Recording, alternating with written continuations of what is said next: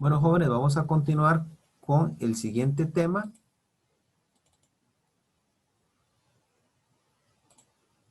Vamos a ver el tema 3, transformación de deformaciones. Este temita, vamos a repasarlo así rápidamente. Este tema es parecido, bueno, digamos, algunos conceptos de lo que vimos en mecánica 1, en sólidos 1. Tiene que usar mucho círculo de Moore. Entonces, vamos a ver esto, transformación de deformaciones. Este es el capítulo 7. ¿Okay? Capítulo 7. Vamos a verlo así rápidamente. Vea que los temas en realidad son pocos. ¿Verdad? Transformación de deformación plana, lo vamos a explicar rápidamente. Vamos a ver el círculo de Moore para deformación plana. El análisis tridimensional de la deformación, que aunque suena así como muy complicado, en realidad no lo es. Y el tema novedoso acá son las medidas de la deformación. ¿Cómo vamos a trabajar esto? Las medidas de deformación y lo que es la roseta de deformación. Bueno, estos son los temas del capítulo 7 que vamos a ver. Nosotros tenemos, o habíamos visto, lo que era esfuerzo plano. ¿Okay? En el esfuerzo plano habíamos considerado que las deformaciones del material solo se daban en el plano XY. ¿Ok? Solo se dan en el plano XY. Y habíamos considerado, ¿verdad?, las deformaciones unitarias en X, en Y, ¿verdad?, y la deformación acortante. Y habíamos asumido que la deformación en Z y las deformaciones cortantes en las otras planos, ¿verdad?, eran igual a 0. Esto es lo que me dice, así, rápidamente, a un plano muy general, lo que es esfuerzo plano. Esto es lo que vamos a ver ahora, ¿verdad? Entonces, vamos a considerar un ejemplo, digamos, práctico de una barra larga sujeta a cargas transversales, ¿ok? Entonces, imaginen que tenemos una placa larga, ¿ok? Y tenemos cargas transversales en diferentes direcciones. Entonces, tenemos cargas en Y, ¿ok? Entonces, aquí tengo cargas en Y y tengo cargas en X. Y vean cómo generan pares. Entonces, vean, esta flecha con esta otra me genera esfuerzo cortante. Y esta flecha que va para abajo, bueno, con todas las flechitas que va para abajo, me genera esfuerzo en Y. Y estas flechas que vienen en X me van a generar esfuerzos en X. El esfuerzo en Y me genera deformaciones en Y. El esfuerzo en X me genera deformaciones en X, ¿verdad? Muy bien, eso es lo que tenemos. Muy bien. Habíamos visto en sólidos 1 la deformación de un cubo unitario, ¿verdad?, sometido a esfuerzo cortante. Eso es lo que habíamos visto nosotros, ¿verdad? Entonces, imaginen aquí un cubo. Un cubo es como un diferencial que se analiza como parte de un elemento de máquina o de una estructura. Vamos a suponer que ese elemento está soportando cargas transversales, ¿verdad?, en X y en Y. Como les digo, se generan deformaciones, pero recuerden que aquí estamos generando deformaciones en Y, deformaciones en X y deformación cortante. La deformación unitaria la podemos representar. Aquí va a depender del ángulo, ¿verdad? Bueno, aquí lo vemos cuando analicemos la transformación, va a depender de un ángulo zeta. Entonces podemos representar la deformación como la deformación, bueno, aquí tengo una ecuación, ¿verdad?, como la deformación unitaria en X por el coseno al cuadrado de zeta, más la deformación unitaria en Y por el seno al cuadrado de zeta, más la deformación acortante por el seno de zeta por el cos de zeta. Esta ecuación que está acá es la ecuación que me permite encontrar la deformación, ¿verdad?, en un ángulo dado. ¿Okay? Considerando la deformación en X y la deformación en Y, y la deformación acortante. Vamos a ver más adelante, yo aquí se los pongo de una manera muy resumida, la deformación a lo largo de la línea OB. Esta cosita que está aquí es la que vamos a utilizar más adelante cuando veamos las rosetas de deformación, que es una simplificación bastante buena que nos va a permitir a nosotros obtener 3 ecuaciones generales para encontrar las deformaciones, ¿verdad? En una, digamos, en un sistema de 3×3. Entonces, esta deformación sobre la línea OB es como que yo, bueno, me estoy imaginando una línea que parte del origen, ¿verdad? Y pasa, ¿verdad? O genera una línea que llamamos OB. Y calculamos la deformación a lo largo de esa línea, ¿verdad?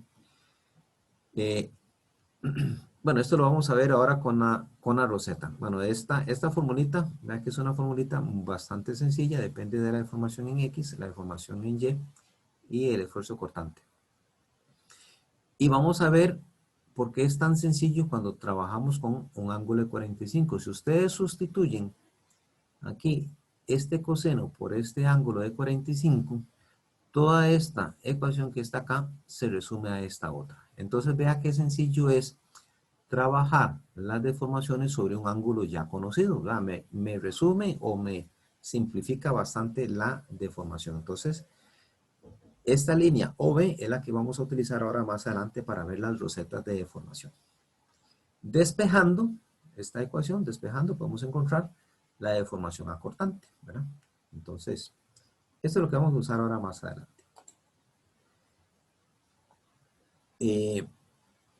Ok, recuerden que prácticamente la transformación de deformaciones se obtenían a partir de la transformación de esfuerzos. Solo que aquí lo que me interesa son las deformaciones sobre los ejes X' y Y' que han rotado un ángulo cita. Entonces aquí podemos ver las ecuaciones que vamos a utilizar para encontrar la deformación a lo largo del eje X', a lo largo del eje Y', ¿verdad? Y la deformación acortante en el plano X', Y'. A partir de las deformaciones unitarias, ya no de los esfuerzos, sino de las deformaciones unitarias. Entonces aquí lo que necesitamos conocer son las deformaciones unitarias, ¿verdad? En X y en Y, la deformación acortante en el plano XY, y con eso podemos encontrar la deformación unitaria sobre el eje X'. Okay. Esto es muy similar, es muy parecido a lo que vimos en sólidos 1 con esfuerzos. Prácticamente son las mismas ecuaciones. De hecho, son las mismas ecuaciones. Ok. Lo más sencillo para determinar las deformaciones o la transformación de deformaciones era con el círculo de Moore. Y ustedes van a ver que este círculo de Moore es exactamente lo mismo que se vio en mecánica 1 y en sólidos 1. Son exactamente las mismas ecuaciones. Lo que pasa es que vamos a tener aquí cuidado con dos, bueno, con una, ¿verdad? Igual recuerden que el círculo de Moore, yo lo que hago es obtener esta coordenada X que está acá, ¿verdad? Esta coordenada X yo la voy a obtener. Primero cojo la deformación unitaria en X, coma, menos, y ojo aquí, un medio, ¿verdad? Un medio de la deformación acortante. ¿Por qué un medio? Vean que si ustedes ven en esfuerzos no se trabajaba un medio, se trabajaba aquí esfuerzo. Pero vamos a colocar en el eje Y, ¿verdad? Vamos a colocar un medio de la deformación acortante. Entonces, obtenemos la coordenada X en este punto, con estos valores. Obtenemos la coordenada Y, la obtenemos aquí con la deformación unitaria Y, más un medio de la deformación acortante. Uníamos el punto X y el punto y la intersección de esa línea con la horizontal me daba el centro del círculo. yo trazo el círculo y encuentro entonces las deformaciones principales. Entonces encuentro aquí la deformación mínima y la deformación máxima. ¿Ok? Pero ojo, esto es exactamente igual que círculo de amor para esfuerzos. Entonces, ¿qué hacemos? Bueno, muy sencillo. La deformación promedio es igual deformación en X más deformación en Y entre 2. Esto es exactamente igual a lo que habíamos visto en sólidos 1. El esfuerzo promedio es igual al esfuerzo en X más el esfuerzo en Y dividido entre 2. Y el radio del círculo, ¿verdad? El radio del círculo, la raíz, ¿verdad? del esfuerzo de X menos esfuerzo Y entre 2 al cuadrado más la deformación acortante. Aquí sí va entre 2, deformación acortante entre 2 al cuadrado.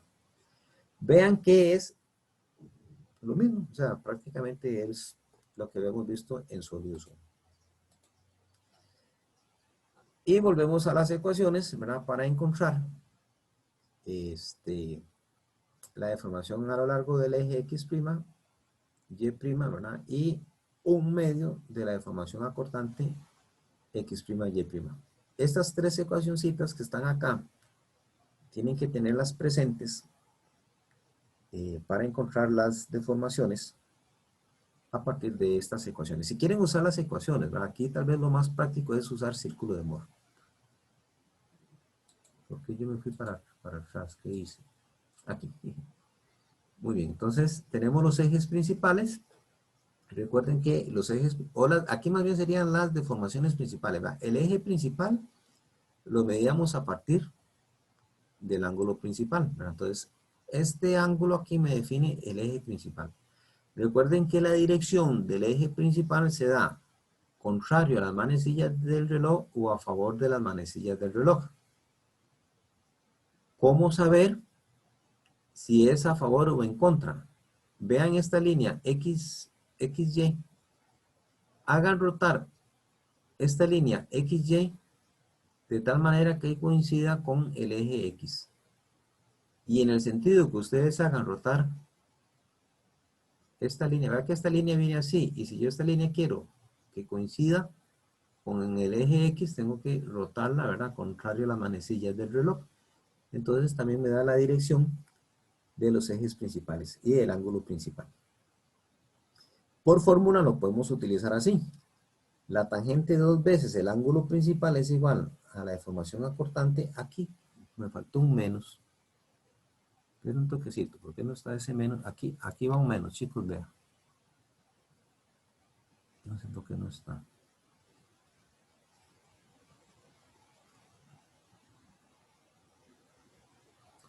Un segundito.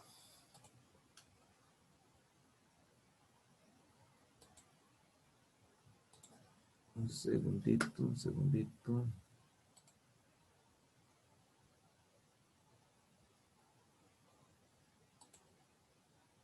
A ver si está aquí.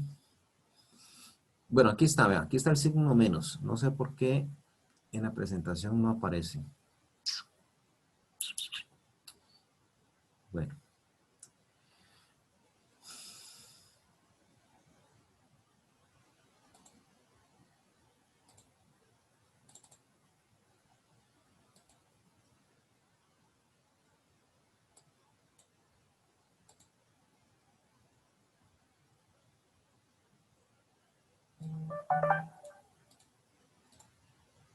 Sí, no sé por qué aquí no aparece. Bueno, aquí va un signo menos. Ya vimos que aquí va un signo menos.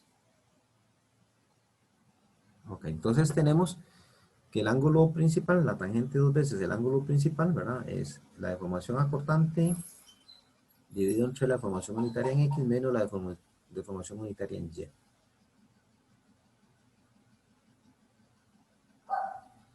El E máximo lo ubicamos aquí en el punto A. ¿Ok? Entonces aquí tenemos E máximo. Es igual al promedio más R. Y el E mínimo, ¿verdad? Que sería aquí, en el punto B. Aquí tenemos el E mínimo. en el punto B es L promedio, no sé por qué aquí, menos, ¿verdad? El radio. ¿Ve? Y eso es círculo de Moore. Entonces, eso es círculo de Moore. Bueno, prácticamente eso nosotros ya lo habíamos visto, bueno, por lo menos círculo de Moore lo habíamos visto con momentos de inercia y con esfuerzos. Aquí es lo mismo, ¿verdad? Pero con deformaciones.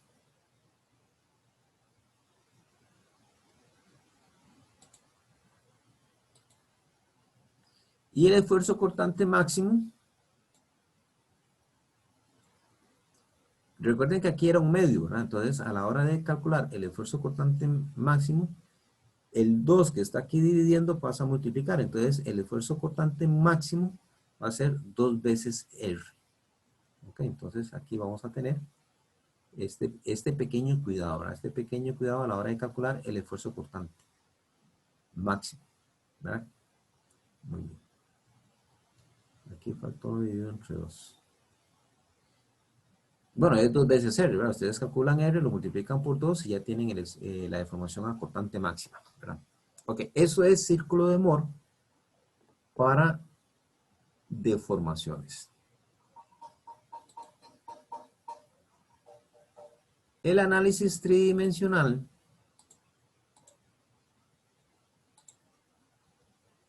es muy parecido a el análisis tridimensional cuando tenemos deformación. Aquí vamos a tener un pequeño cuidado. Vamos a analizar lo que son deformaciones dentro del rango elástico, o sea, para poder utilizar la ley de Hooke. ¿Y qué es lo que hacemos? Vamos a hacer esto, muy sencillo. Imaginen que yo tengo un cubo. Este cubo tiene los ejes normales, X, Y y Z, ¿verdad? Y queremos hacer un análisis tridimensional. Un análisis tridimensional lo que me dice es que el elemento de máquina o el elemento de estructura tiene esfuerzos en todas direcciones. O sea, tiene esfuerzos en X, en Y y en Z. Y esos esfuerzos me generan deformaciones en X, Y y Z. ¿Ok? Entonces lo que hacemos es analizar alrededor del eje Z. Entonces analizamos y hacemos un análisis del círculo de Moore, ¿verdad? Como si estuviéramos analizando una deformación en el plano. Se obtiene un círculo y después se analiza otra deformación también utilizando círculo de Moore, pero digamos como alrededor del eje X, ¿verdad? Entonces aquí el eje X pasa a ser el eje A y analizamos una deformación sobre el plano YZ, ¿verdad? O sea, esa es, la idea es como decir, bueno, vamos a analizar un cubo que está rotando en el espacio, ok, un cubo que está rotando en el espacio, vamos a analizarlo primero, que rote con respecto al eje Z, ok, y ahí analizamos una deformación, y después analizamos una deformación, digamos, como que el cubo solo rotara sobre el eje X, y después otra deformación sobre el eje Y. Eso es el análisis tridimensional.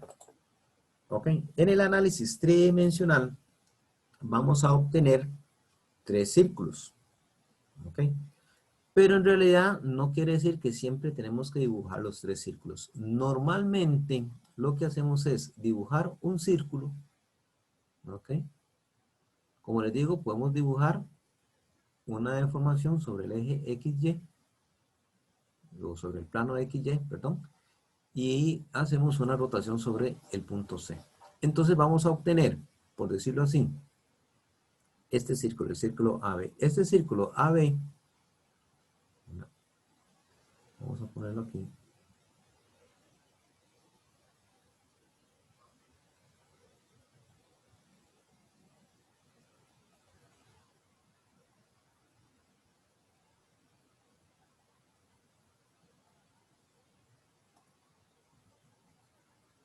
Ok, este círculo AB, aunque sea un análisis tridimensional, este círculo que hice yo AB, lo hice imaginando que el cubo rotó sobre el eje Z o sobre el eje C. Entonces obtengo el círculo AB. Después hago otro análisis sobre las mismas esfuerzos, bueno, en este caso deformaciones, pero voy a imaginar, por ejemplo, que roté sobre el eje, digamos, A.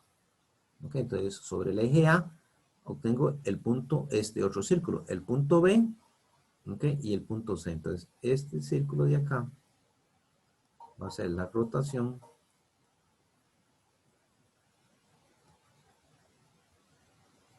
alrededor del eje A. ¿Ok? Y cuando tengo eso, ya no necesito hacer otro cálculo. Simplemente obtengo 3 puntos. Obtengo el punto A, el punto B y el punto C. Este tercer círculo, el círculo más grande, lo obtengo al cerrar o, ¿cómo se podría decir? Sin inscribir. Cuando algo está dentro de un círculo, ¿cómo se decía? Circunscrito, ¿verdad? Creo que sí es circunscrito, profe. Ok, circunscrito. Entonces, imagínense que estos dos círculos, el círculo BC y el círculo AB, están circunscritos en un círculo más grande. Bien, entonces hago mi análisis tridimensional, analizando solo dos círculos de Moore en forma independiente. En el análisis tridimensional, lo que me interesan son los extremos del círculo más grande. Entonces voy a ocupar el extremo derecho, me va a dar la deformación máxima, y el extremo izquierdo que me va a dar la deformación mínima. ¿Ok? Y Profe, ajá, disculpe una pregunta. Los círculos pequeños siempre van a estar, digamos, así o pueden estar intersecados entre ellos o separados, o siempre van a estar pegados por las circunferencias. siempre van a estar pegados por la circunferencia. La ubicación del círculo sí puede variar, ¿verdad? Este círculo que está aquí, puede ser que el punto B esté en O, por ejemplo. Entonces C está negativo y B está positivo. O puede ser que C esté en cero, ¿verdad? Eso no lo sabemos de previo hasta que comencemos a dibujar los diferentes círculos. Aquí la estrategia es dibujar un círculo y después dibujar otro. Puede ser que usted dibuje un círculo, ¿verdad? Usted dibuja así un círculo, ¿verdad? Usted no sabía si era este. O bueno, usted sabía que era este, pero no sabía si era el más grande. Y después dibuja otro y resulta que el otro le quedó así, ¿verdad? Entonces, ve, ya usted tiene un análisis tridimensional. El siguiente círculo que usted tendría que dibujar sería un círculo que viene aquí. ¿Ve? ¿Me Ok, entendés? sí. Pero uno, digamos, como de previo no sabe. Lo importante es coger como este punto máximo, este otro punto mínimo, ¿verdad? Aquí tenemos el mínimo, aquí tenemos el máximo, para obtener las deformaciones. Y obviamente del eje, ¿verdad? Del eje X al círculo más grande voy a tener la deformación cortante máxima, ¿verdad? Este es el otro valor que yo ocupo. Entonces, ve, vamos a ocupar el esfuerzo mínimo, perdón, aquí el máximo, el mínimo y el esfuerzo cortante máximo. Esos son los valores que se ocupan o que se les va a pedir. No, pues, mejor no.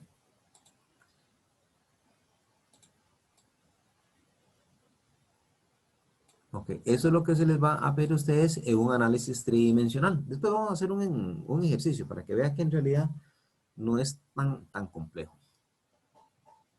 Ok, entonces aquí recapitulando, ¿verdad? Dibujamos solo dos círculos y yo sé que tienen que haber tres círculos, ¿verdad? Uno grande que circunscribe a dos.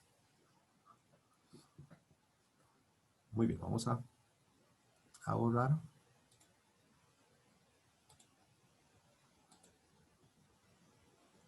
Bueno, esto es lo que les decía. En el análisis tridimensional, uno muchas veces no sabe cómo va a estar el círculo, ¿verdad? Entonces puede ser que yo obtenga un círculo grande, ¿verdad? Lo obtenga así, tengo A y B. Después dibujo otro círculo y no sé si me va a dar, ¿verdad? Por ejemplo, aquí me puede dar B con 0 o me puede dar este otro. Entonces, yo dibujo dos, ¿ok? Yo dibujo dos círculos. Digamos que dibujé primero este círculo y después dibujé este otro. El tercer círculo sería este. ¿Lo ves? O al revés, yo dibujé el círculo grande, ¿verdad? Y después dibujé el círculo chiquitito. Entonces cierro con este. O al revés, yo puedo decir, bueno, dibujé este círculo, ¿cierto? Dibujé este círculo y después dibujé este otro círculo grande. Entonces el tercero lo cierro aquí. No sé si me entiende. O sea, hay varias posibilidades que uno pueda analizar usando análisis tridimensional. Como les digo, lo más importante, ¿verdad? Lo más importante es la deformación máxima, la deformación mínima y el esfuerzo cortante máximo, que siempre lo voy a obtener del círculo más grande.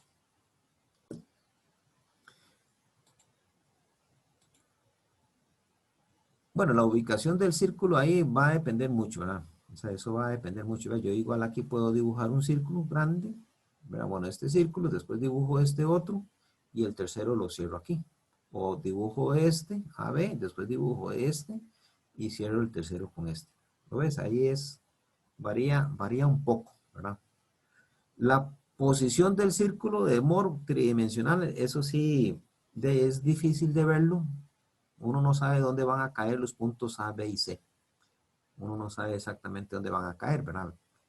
Pero van a ver que el análisis usando el círculo de Moore, un análisis tridimensional, en realidad no es tan complejo. Es bastante sencillo. Bueno, dejemos esos ahí. Ok.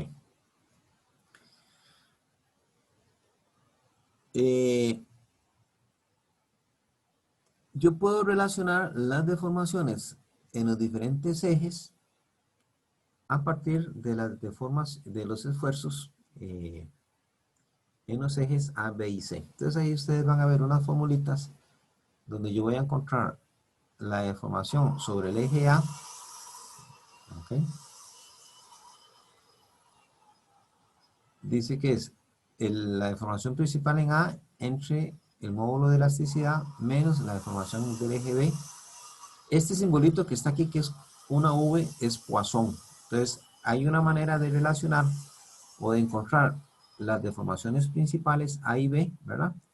Por fórmula, o inclusive, si no quisiera usar círculo de Moore, podría calcular la deformación unitaria sobre el tercer eje. Entonces, podemos utilizar ecuaciones o podemos utilizar círculo de Moore. En el caso práctico, más sencillo, es con círculo de Moore.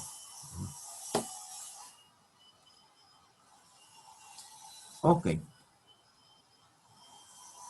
Vamos a pasar a mediciones de deformación. Yo sé que ustedes no han tenido la experiencia, por lo menos los que llevaron el curso de Sólidos 1 el semestre pasado por la cuestión del COVID-19, de las clases presenciales, los laboratorios se suspendieron, ¿verdad? Entonces, vamos a ver así rápidamente lo que son las galgas de deformación. No sé si alguno ha tenido la oportunidad de usar galgas de deformación.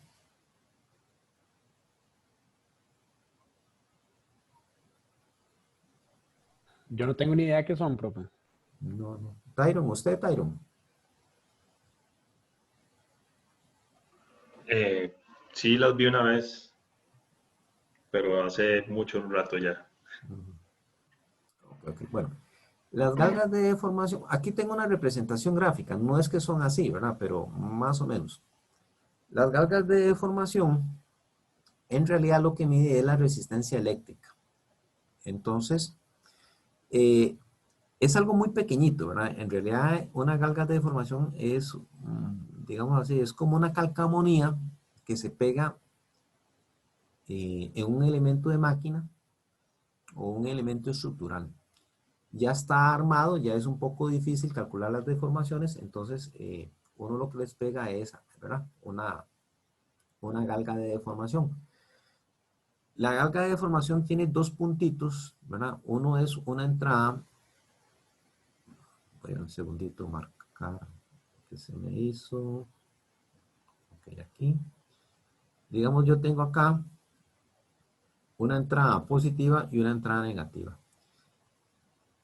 La galga de deformación lo que me mide es la resistencia eléctrica. Un segundito, chicos, estoy tratando de quitar esto y no puedo.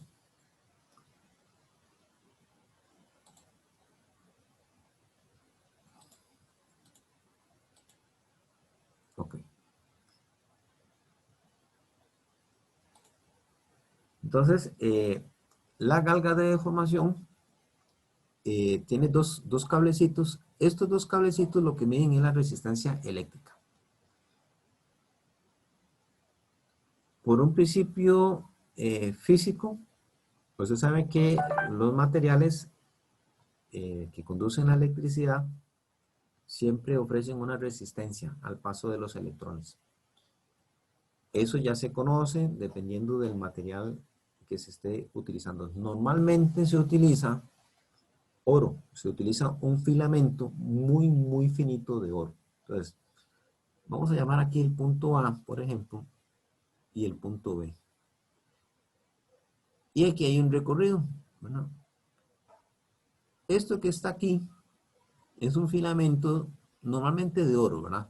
Muy finito. Entonces, se conoce cuál es la deformación, cuál es la resistencia eléctrica de ese filamento sin estirar.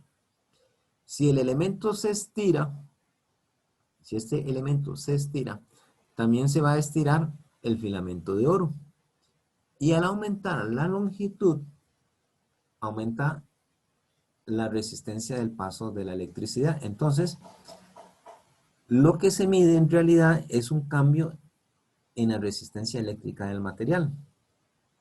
Y hay una relación lineal. Ahí, si ustedes me preguntan, la verdad es que no sé, pero hay una relación lineal entre la resistencia eléctrica y el cambio de longitud, ¿verdad? Y eso se asocia entonces a la deformación. Entonces, si yo sé que el material sin deformar tiene una resistencia eléctrica, yo lo deformo, la resistencia eléctrica cambia, y yo sé que ese cambio es debido al cambio de longitud, ¿verdad? Porque el material se estiró. Entonces relaciono esa resistencia, ese cambio de resistencia lo relaciono con el cambio de longitud. Así es como funcionan las galgas de deformación. Es muy práctico, muy sencillo de usar y muy útil.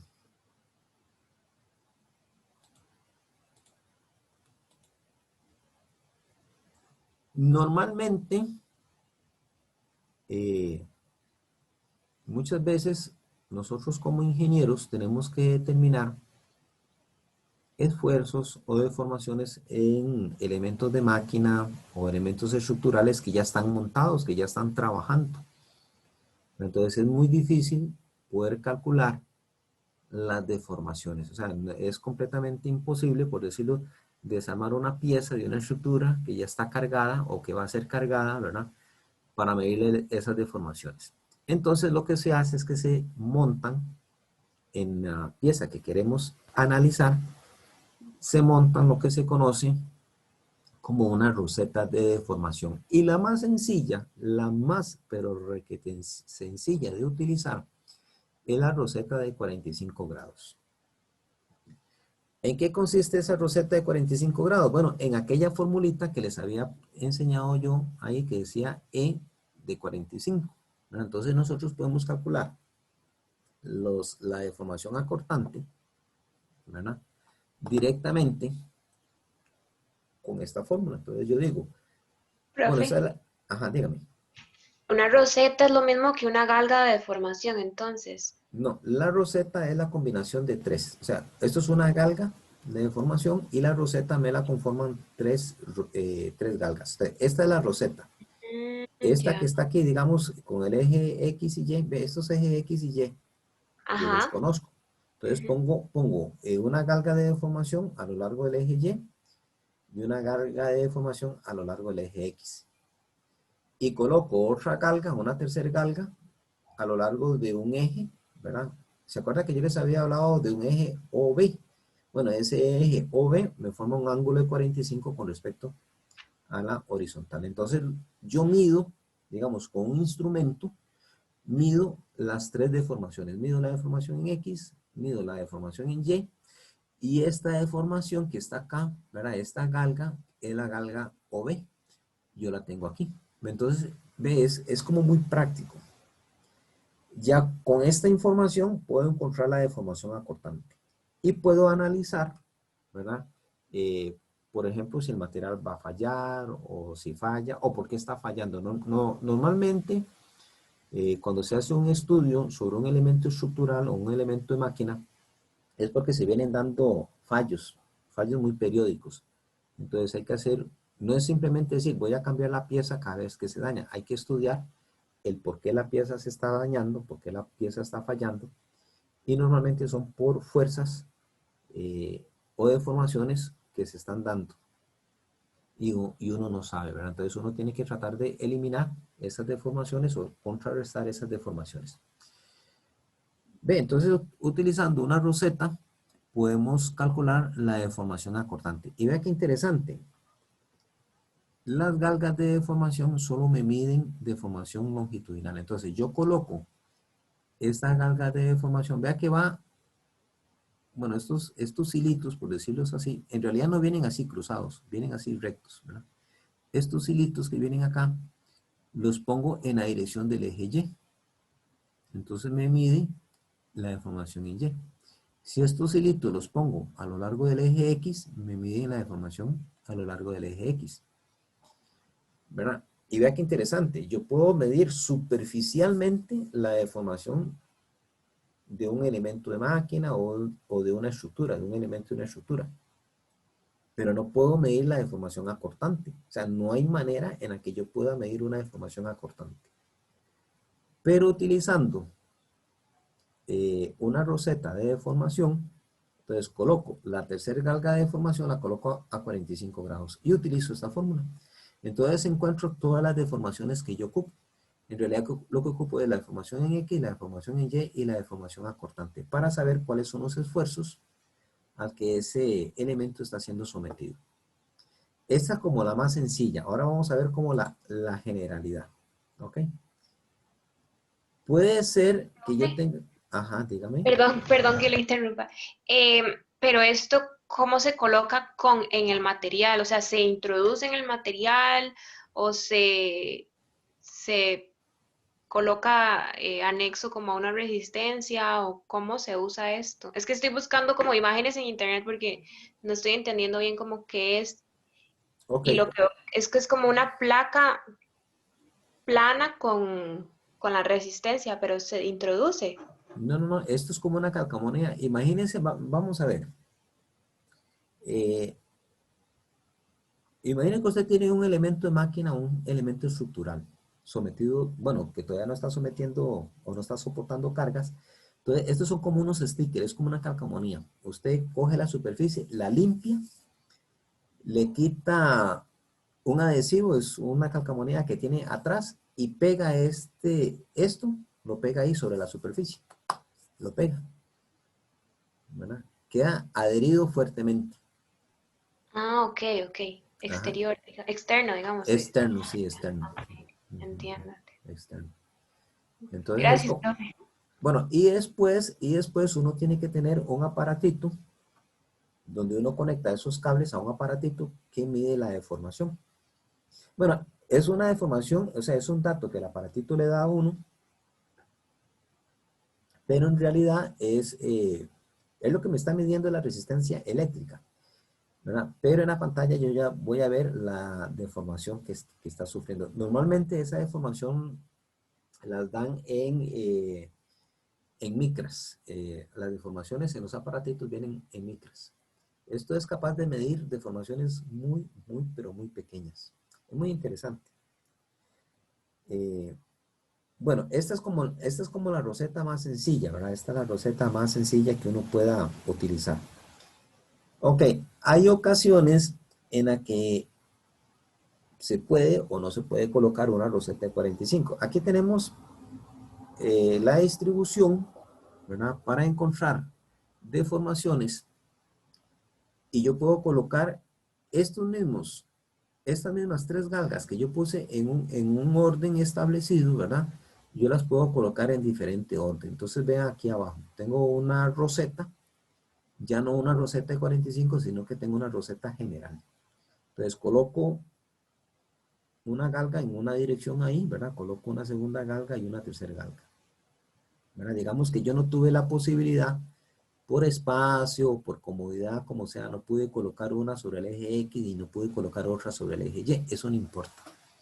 Entonces, utilizamos estas tres ecuaciones para determinar cuáles son las deformaciones, principalmente las deformaciones acortantes. Ahorita lo vamos a ver.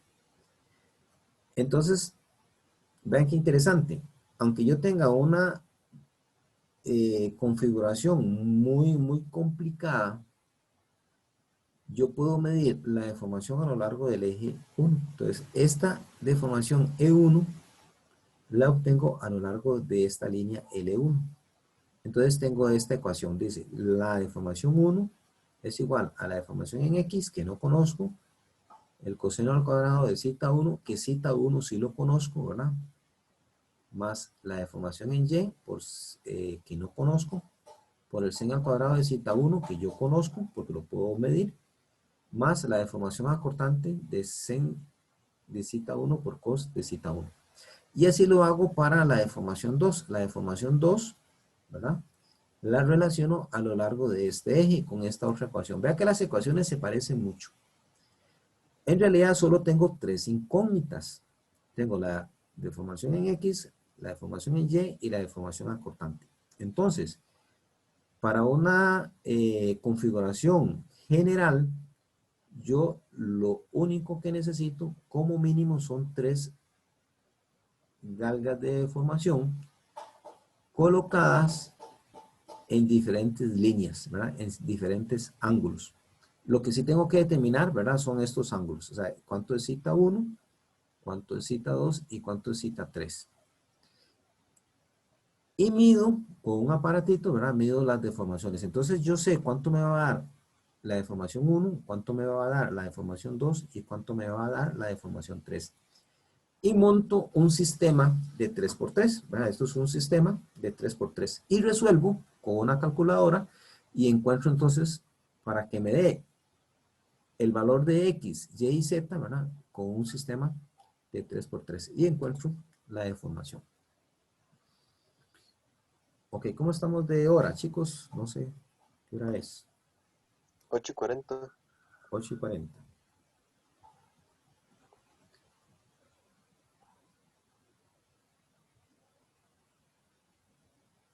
Ok, dejémoslo aquí. El viernes vemos práctica, vamos a ver un par de ejercicios, van a ver que en realidad no es tan complicado, vamos a ver cómo calcular unas deformaciones a partir del círculo de Moore, y después vamos a ver una roseta general, ¿verdad? Vea que esta no es la de 45, es una roseta general, y cómo, digamos, encontrar las deformaciones en X, en Y la deformación acortante. Ok, entonces, Profe, la tarea del inicio, ¿para cuándo queda? la tarea la que vimos hoy, quedaría Ah, para, perdón.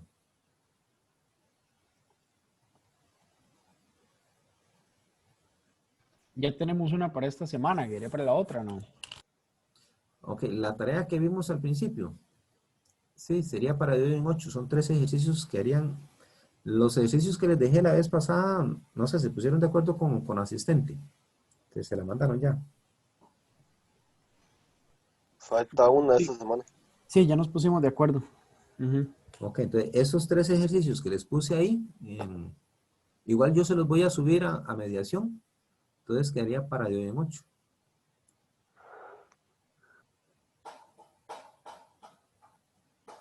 Bueno, jóvenes, quedemos aquí, nos veríamos el viernes. El viernes lo que vamos a hacer es práctica, entonces ya por lo menos vimos la teoría que entraría en el primer parcial, ¿verdad? Tema 1, tema 2, tema 3.